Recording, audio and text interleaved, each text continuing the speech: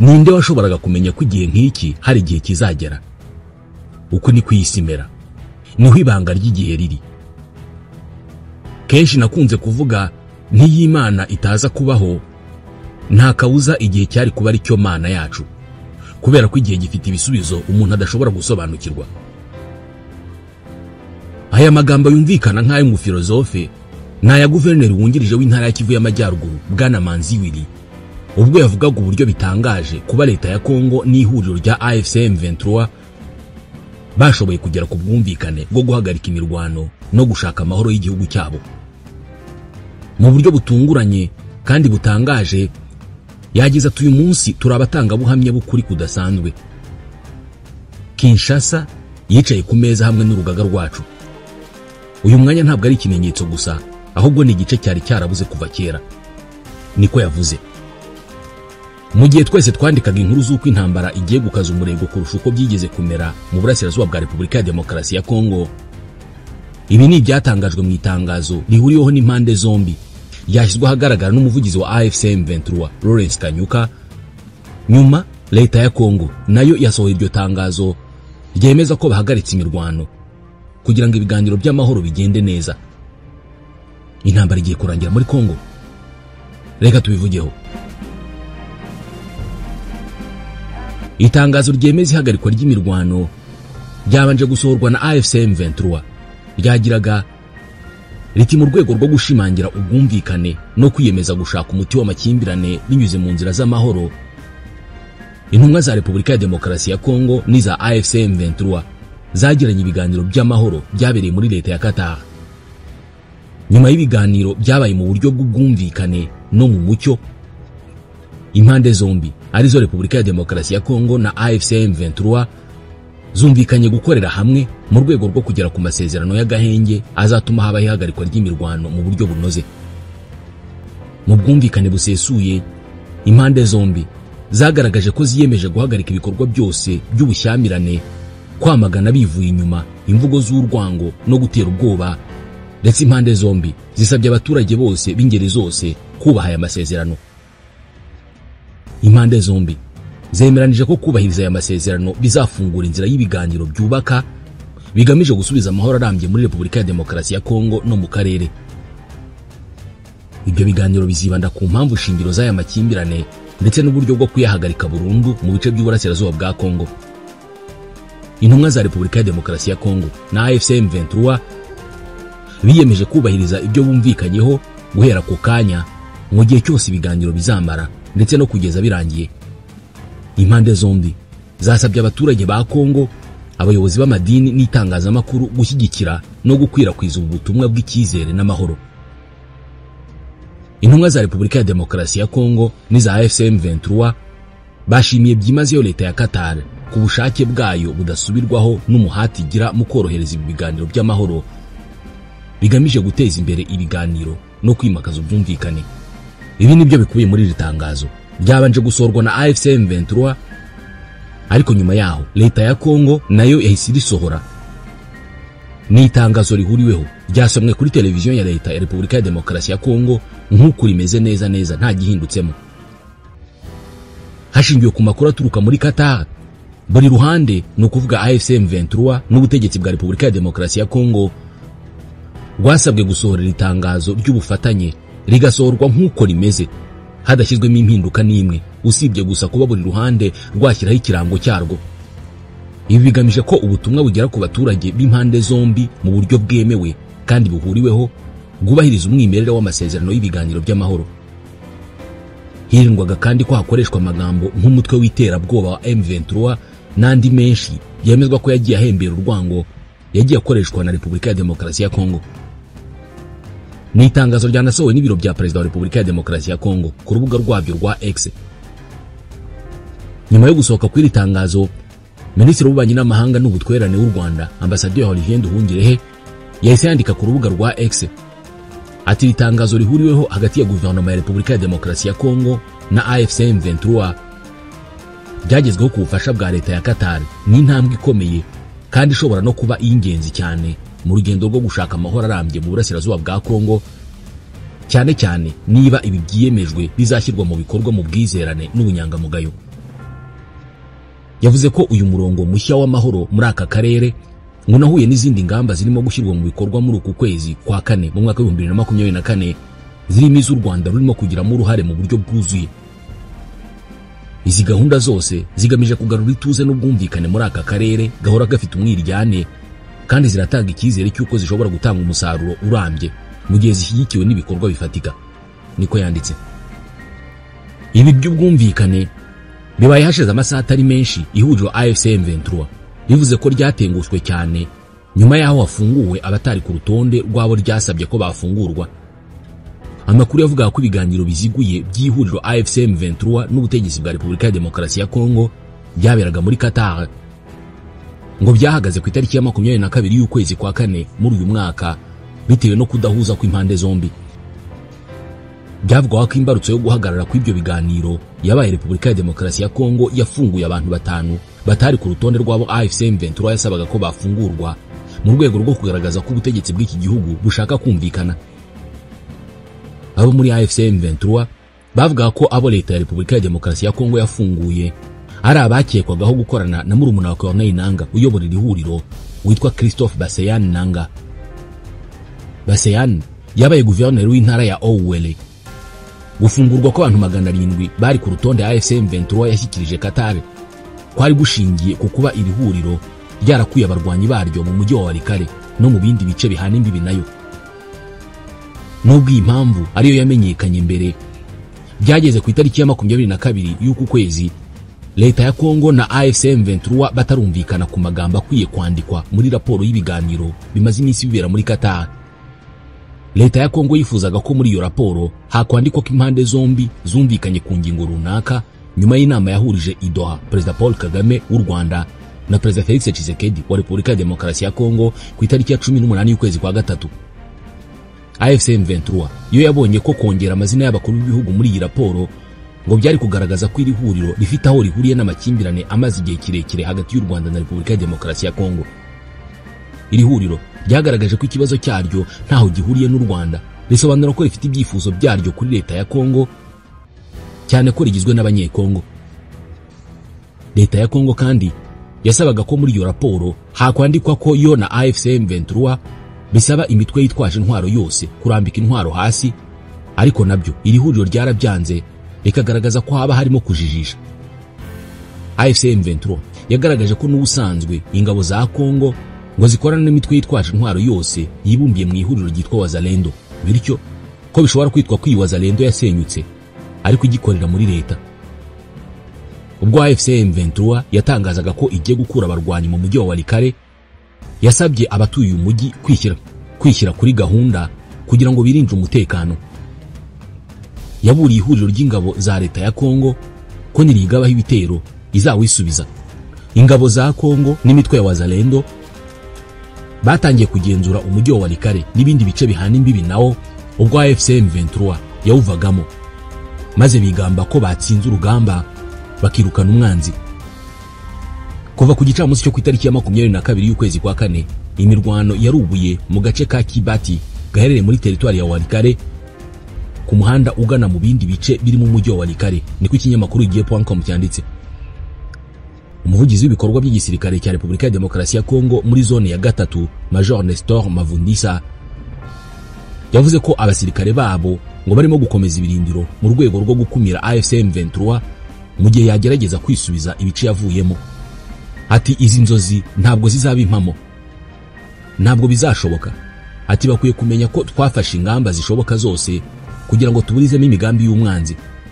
Ati ntabwo bazagera muri Walikale, Kisangani yewe na Kinshasa.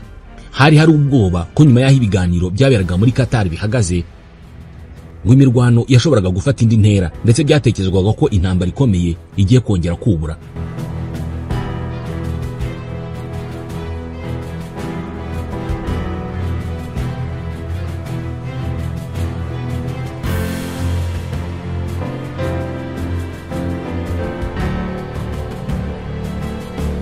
Ubu rero impande zombi zemeranyije guhagarika imirwano kugira ngo ibiganiro by'amahoro bishobore kugenda neza. Igisigaye ni ukumenya niba bizubahirizwa. Kugeza ubu kandi nta uzi ikintu cyabaye ngo nyuma yuko ku itariki ya 22 ibi biganiro bizemo kutumvikana, ariko mu masaha make ibintu bihinduke, impande zombi zishobora kumvikana. Ubu ikibazo cya politike gikomeye kiri muri Repubulika ya Demokarasi ya Kongo gishingiye kuri Perezida Joseph Kabila. Umuvugizi wa guverinoma ya Repubulika ya Demokarasi ya Kongo, Bwana Patrick Muyaya, yabwiye Radio Okapi ko Perezida Kabila yaba ari Goma cyangwa se atariyo, yaba yarahasuye cyangwa se atarahasuye, icyo leta ya Kongo izi neza nuko ari kumwe na AFC M23. Bwana Muyaya yahakanye amakuru y'uko leta ya Kongo yaba yaratangiye ibikorwa byo kubangamira inyungu za Kabila nyuma y'uko byatangajwe ko uyu wahoze ari umukuru w'igihugu ari Goma, cyangwa se ko yaba yarasuye Goma akongera agasohoka. Yavuze ko ibi bikorwa ngo byari byaratangiye na mbere hose kuva hamenyekana amakuru y'uko akorana na AFC M23. Mu bikorwa byakozwe harimo guhagarika ishyaka rye rya PPRD ngo ntiryongere kwemererwa gukorera muri Repubulika ya Demokarasi ya Kongo. Muri urwo rwego, Minisitiri w'umutekano w'imbere mu gihugu Jacquemain Shabani yasabye ba guverineri b'intara zose uko ari 26 gukumira ibikorwa by'ishyaka rya PPRD rya Joseph Kabila. Abo hafi ya Kabila bavuze ko uyu wahoze ari umukuru w'igihugu yageze mu mujyi wa Goma ku gicamunsi cy'itariki ya 18 y'ukwezi kwa 4 muri uyu mwaka ngo kugira ngo yitabire ibiganiro bigamije gufasha uburasirazuba bwa Kongo kubona amahoro n'umutekano. Minisitiri Shabani yasobanuye ko uruzinduko rwa Kabila igoma urwashimangiye ibimenyetso bigaragaza ko afite uruhare mu ntambara irimo kubera mu burasirazuba bwa Kongo. Ingamba PPRD yafatiwe ziyongera ku ifatirwa ry'imitungo yose ya Kabila iri muri Repubulika ya Demokarasi ya Kongo, ndetse n'ubutumwa bwa Minisitiri w'Ubutabera Constant Mutamba bumenyesha abantu bose ko uyu munyapolitike arimo gushakishwa kugira ngo akurikiranwe. Kuri iyo ngingo y'ifatwa ry'imitungo ye, umugore we Madame Olive Lembe Kabila yashinja abasirikare ba Repubulika ya Demokarasi ya Kongo kurya inka z'umuryango we. Yavuze ko abasirikare ba Kongo bari mu rwuri rwahitwa Kundenyungu ruherereye mu ntara ya Okatanga, kandi ngo nta ruhushya bafite rwo kujya mu mutungo w'umuryango wabo. Ngo uretse kwiba mudasobwa na telefoni z'abakorera muri urwo rwuri, Madame Lembe Kabila yavuze ko aba basirikare ngo batangiye kubaga inka zororerwa muri urwo rwuri kugira ngo bazirye kubera ko nta mafunguro bari bitwaje. Aba basirikare bibye mudasobwa na telefoni ngendanwa z'abakozi bo muri urwo rwuri. Ati baje nta mafunguro bitwaje, ubu ngubu barimo kubaga inka zacu kugira ngo bazirye. Leta ya Kongo yari imaze iminsi yohereza abasirikare bo ku rwego rw'ubutasi mu mitungo ya Kabila iri mu rugo rwe ruherereye mu gace kitwa Limete mu mujyi wa Kinshasa. Bakavuga ko barimo gushakisha ibikoresho bya gisirikare bishobora kuba bihahishe. Ibi byagiye byamaganwa n'umuryango wa Kabila uvuga ko urimo guhohoterwa kubera ibibazo bya politike.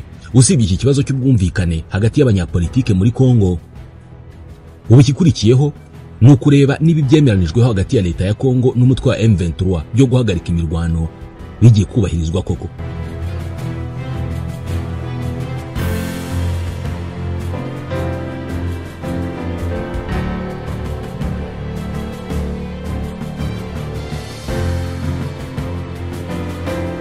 Kuva mu mwaka w'1996 ubwo muri Zaire hatangiraga intambara yo guhirika Perezida Mobutu ku butegetsi, Repubulika ya Demokarasi ya Kongo ntabwo yasibye kubamo intambara n'andi makimbirane yahitanye miliyoni z'abantu, abandi nabo babarirwa muri za miliyoni bakaba impunzi.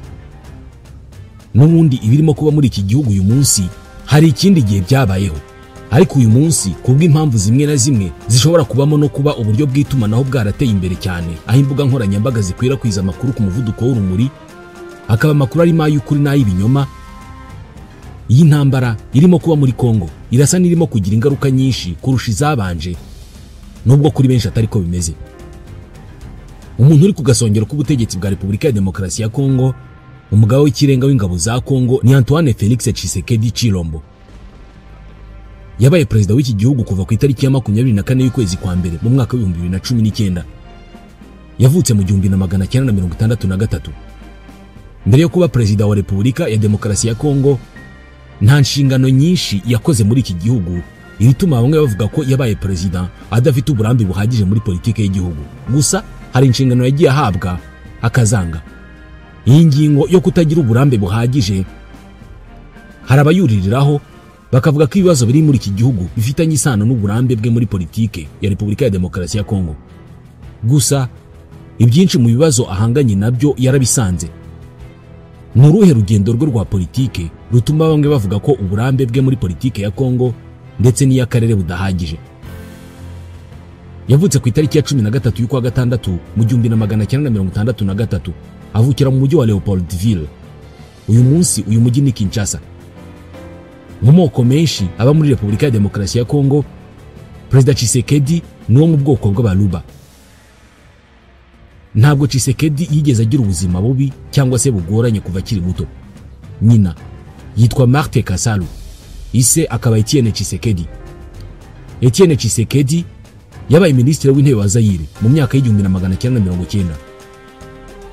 Yabaye minisitiri w'intebe mu kwezi kwa munani mu 1992, ariko ahita akurwa kuri uwo mwanya na Perezida Mobutu mu kwezi kwa kabiri mu 1993.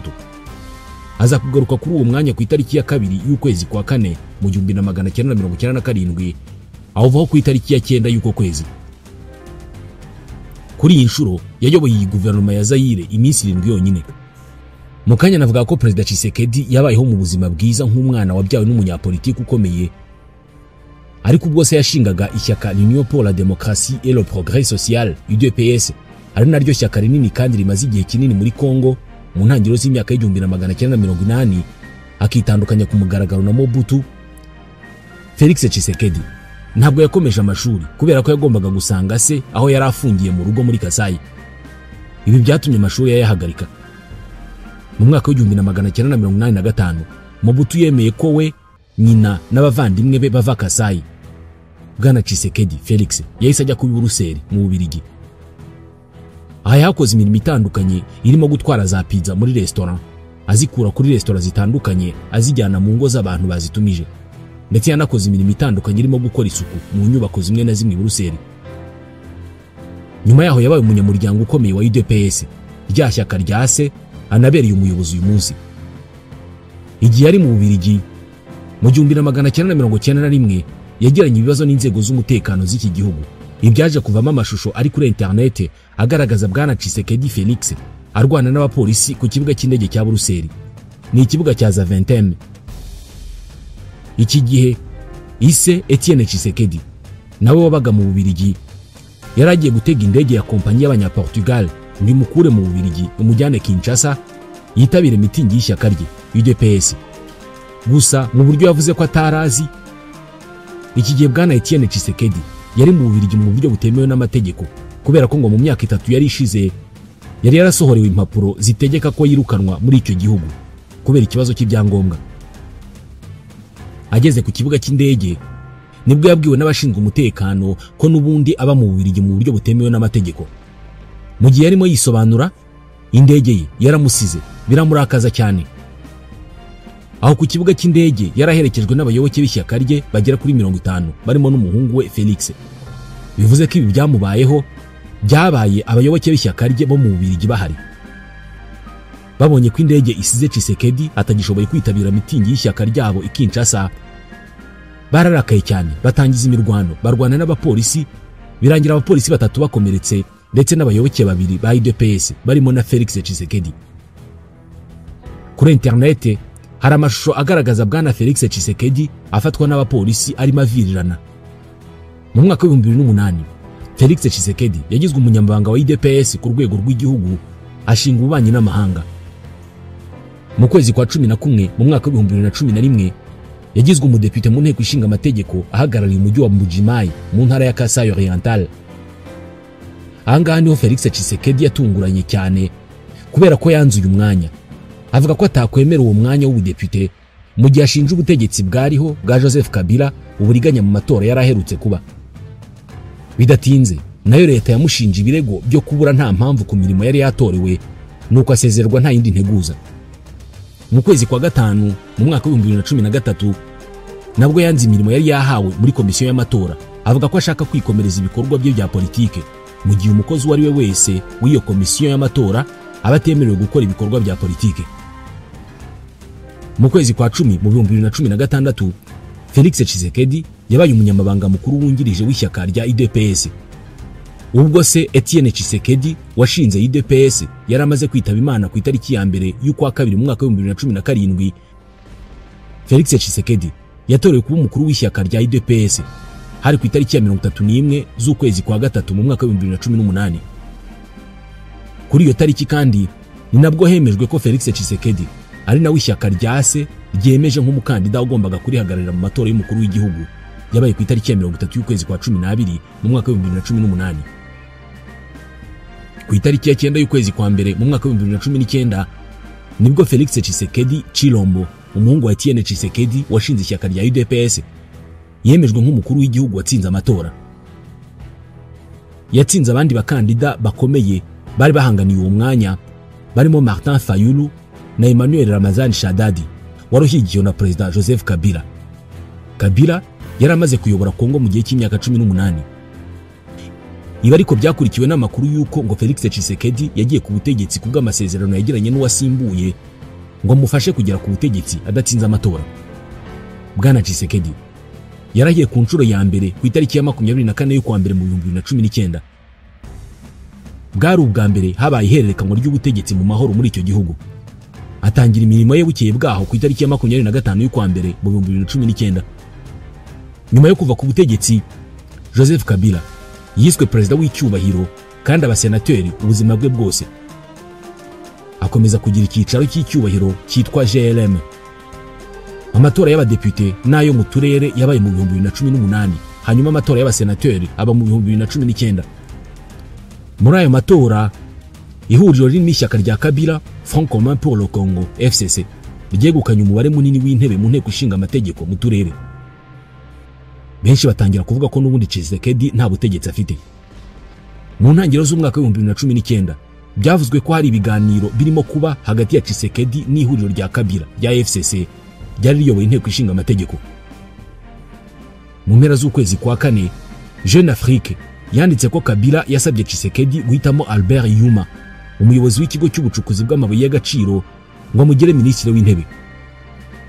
Yuma yarashyigikiye itegeko rishya ry'ubucukuzi bw'amabuye y'agaciro ryatowe mu 2018 ryanateje ibibazo hagati ya Kongo na sosiyete mpuzamahanga z'ubucukuzi, kandi Tshisekedi ngo yarasabwe n'ibihugu by'amahanga kutagira uyu mugabo minisitiri w'intebe. Imiryango itari ya leta yo mu burasirazuba bw'igihugu yo ngo yaragiriye inama Tshisekedi yo gushyiraho uwari umuyobozi w'ibiro bye Vital Kamerhe ngo abe ari we minisitiri w'intebe. Mu gihe cy'amezi, Tshisekedi yakomeje gukorana n'abaminisitiri b'ishyaka rya Kabila kubera ko ishyaka rya Kabila ryari rifite ubwiganze mu nteko. Yahuye n'imbogamizi zikomeye mu guhangana n'ibibazo by'umutekano muke mu burasirazuba bwa Kongo ndetse n'icyorezo cya Ebola mu gihugu. Mu ntangiriro z'ukwa gatatu mu 2019, Felix Tshisekedi yatangije gahunda yo guteza imbere ibikorwa remezo, gutwara abantu n'ibintu, uburezi, imiturire, itumanaho, ubuzima, amazi n'ubuhinzi. Intara nyinshi icyo gihe nazo zari zikiyobowe n'abantu bo ku ruhande rwa Kabila.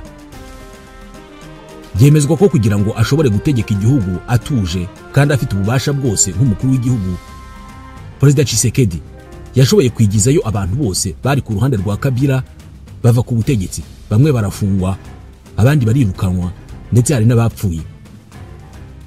Perezida Tshisekedi yaje no kwigarurira inteko ishinga amategeko ubwo wari perezida wa Sena Alexis Tambwe Mwamba yeguzwaga. Uyu nawe yari ku ruhande rwa Kabila. Abari abadepite bo mu ishyaka rya Kabila benshi bagiye mu rya Tshisekedi kugira ngo bagumane imyanya yabo. Abo badepite kandi beguje uwahoze ari minisitiri w'intebe wo mu ishyaka rya Kabila, Sylvestre Ilunga. Mu kwezi kwa mbere mu 2021, nyuma y'ukwezi kumwe, baneguje perezida w'inteko ishinga amategeko Janine Mabunda.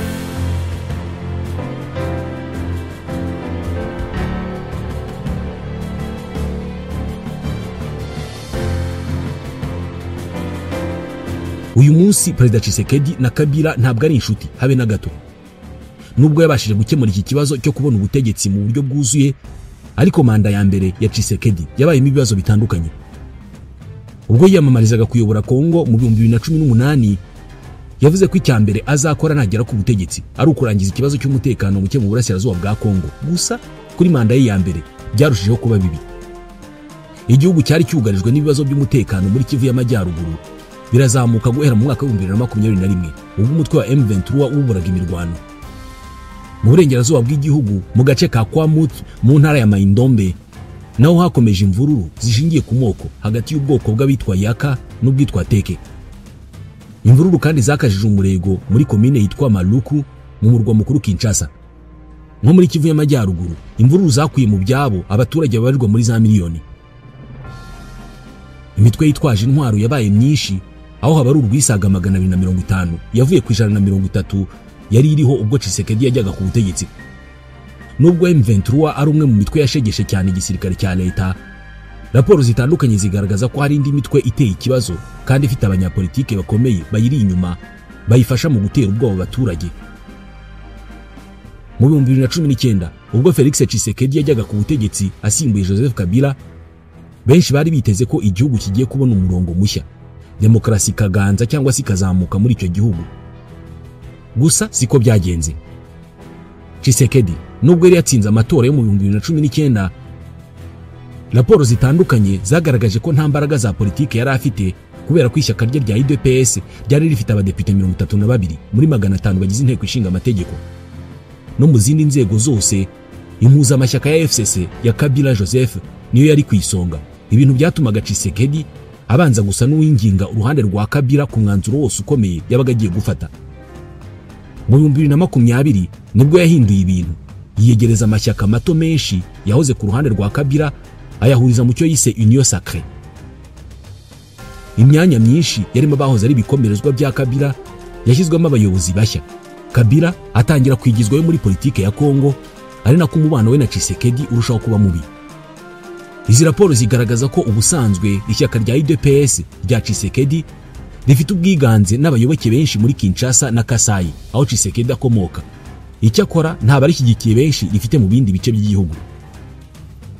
Mu gushakisha uburyo yagira ijambo riruseho muri izo ntara, Tshisekedi yongereye amaraso mashya mu butegetsi bwe mu kwezi kwa gatatu, yinjiza muri guverinoma abakomeye barimo nka Vital Kamerhe n'uwitwa Mbusa Nyamwisi bavugaga rikijyana mu burasirazuba bwa Kongo, ndetse na Jean-Pierre Bemba uvuga rikumvikana mu majyaruguru ashyira uburengerazuba. Raporo zigaragaza ko iyi ari imibare Tshisekedi yakoze kubera ko yari abizi neza ko abanyapolitike bavuga rikumvikana mu duce bakomokamo wadafitemo ingufu nyinshi. Nubwo byagenze bityo ariko, raporo zitandukanye zagaragaje ko abagabo Tshisekedi yishingikirijeho binjiye mu butegetsi bafite icyasha mu mateka yabo. Ibintu byashoboraga kumushyira habi, ndetse bamwe bakavuga ko byanagize ingaruka. Nka Kamere yafunzwe na Tshisekedi amushinja kunyereza umutungo wa leta nubwo yaje kugirwa umwere. Jean-Pierre Bemba yahoze mu mitwe yitwaje intwaro afite n'umutwe yashinze witwa MLC, gusa yagizwe umwere nyuma y'imyaka 10 afunzwe n'urukiko mpuzamahanga mpanabyaha rwiraye mu Buholandi. Mu gihe Mbusa Nyamwisi yahoze ari umuyobozi w'imitwe yitwaje intwaro muri Kivu y'Amajyaruguru na Ituri.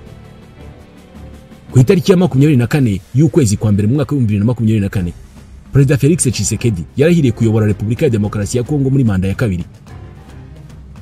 Mu kwezi kwa 10 ku mwaka wa 2024 yasuye abaturage b'Ikisangani mu ntara ya Chopo, aganira nabo mu rurimi rw'Iringara, ababwira ko hari gahunda yo kuvugurura itegeko nshinga kubera ko iri hari ubu ngubu ngo ryanditswe n'abanyamahanga rikaba ryifitemo ibintu bigomba guhinduka. Bwana Tshisekedi yavuze ibyo mu gihe ingingo yo kuvugurura itegeko nshinga yari iherutse no gutangazwa n'ishyaka rya UDPS.